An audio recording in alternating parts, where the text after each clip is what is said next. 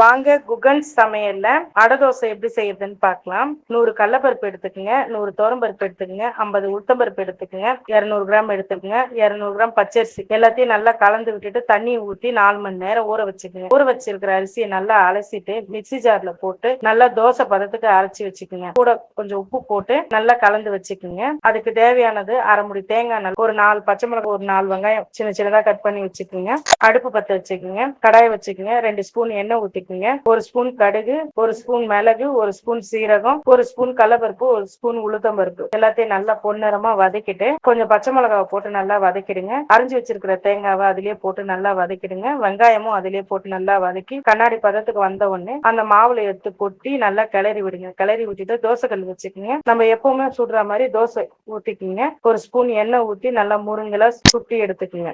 சுவையான அடை தோசை ரெடிங்க. இந்த அடை தோசைக்கு கூட கார சட்னி வச்சு சாப்பிட்டீங்கன்னா சுவையா இருக்குங்க. அடை தோசை ரெடிங்க.